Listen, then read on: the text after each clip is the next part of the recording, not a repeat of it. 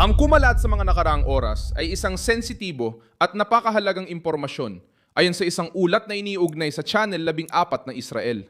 Ang ministro ng Ugnayang Panlabas ng Iran, Araghchi, at ang Pangulo ng Parlamento ng Iran, Muhammad Bakr Galibaf, ay di umano'y binigyan ng pansamantalang immunity ng Israel at Estados Unidos sa loob ng 5 araw na window para sa mga negosasyong may kaugnayan sa Iran. Pangunahing punto, lumabas na ito sa media, ngunit hindi pa opisyal na kinukumpirma kung sino-sino ang sangkot. Si Araghchi ang ministro ng Ugnayang Panlabas ng Iran, isa sa mga pinakakilalang personalidad ng diplomasya ng Iran sa panahong ito ng digmaan at pandaigdigang presyon.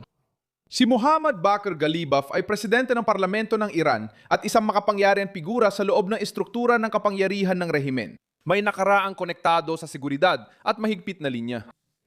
Sa ibang salita, hindi ito mga pangalawang tauhan. Kung tama ang impormasyon, pinag-uusapan natin ang dalawang pangunahing tauhan para sa anumang ugnayang pampolitika o diplomatiko sa Teheran. Ang mga ulat ay nailathala noong Marso 24 at 25, 2026 kasabay ng pagbubukas ng 5 araw na palugit na inihayag ni Donald Trump bago ang posibleng bagong pag-atake sa infrastruktura ng enerhiya ng Iran. Iniulat ng Reuters na ipinagpaliban ni Trump ng 5 araw ang opensiba laban sa mga target ng enerhiya sa Iran. Habang pinananatili ng White House ang presyon militar sa ibang target. Kung paano gagana ang sinasabing immunity na ito, ayon sa mga nailatala, ay parang pansamantalang garantiya na sina Araghchi at Galibaf ay hindi tatamaan sa panahon ng mga pag-uusap na ito. Sa praktika, ibig sabihin nito ay magbubukas ng maliit na ligtas na espasyo para sa mga kinatawan ng rehimen na makilahok sa negosasyon nang hindi agad nangangamba sa pisikal na eliminasyon. Dito papasok ang mahalagang pag-iingat. Nasa ulat pa rin ito ng pamamahayag at hindi pa opisyal na kinukumpirma. Sa ganitong labanan, kasama sa politika ang pagtagas ng impormasyon, magkakasalungat na senyales at pagsubok sa mga naratibo. Bakit kaya ganito kalaki ang atensyon na nakukuha ng balitang ito? Dahil ipinapahiwatig nito na sa likod ng agresibong pampublikong pahayag, maaaring may totoong pagtatangkang makipag-ugnayan sa mga taong itinuturing na mahalaga para sa isang negosasyong solusyon.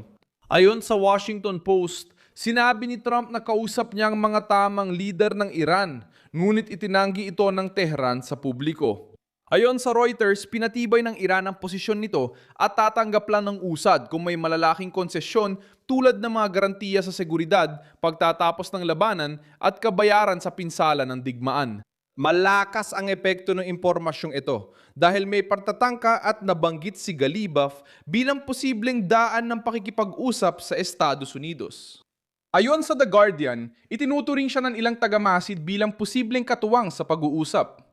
Bagaman kilala siya sa matigas na paninindigan ng Iran, wala siyang kapangyarihang tulad ng pinakamataas na pinuno. Ibig sabihin kahit ituring siya ng Washington na daan, wala pa rin totoong negosasyon at patuloy pa rin bumabangga sa pinakaloob at pinakasaradong bahagi ng rehimen. Sa huli, ang pinakatumpak na larawan na yon ay ito. May 5 araw na palugit na binuksan ni Trump. May makapanukalang umiikot sa pamamagitan ng mga tagapamagitan. May mga ulat sa media tungkol sa pansamantalang immunity na inaalok kina Araghchi at Galibaf. Ngayon, ang tamang pagbasa ay huwag ituring na kumpirmadong katotohanan ang immunity, kundi ituring itong mahalagang ulat sa likod ng eksena.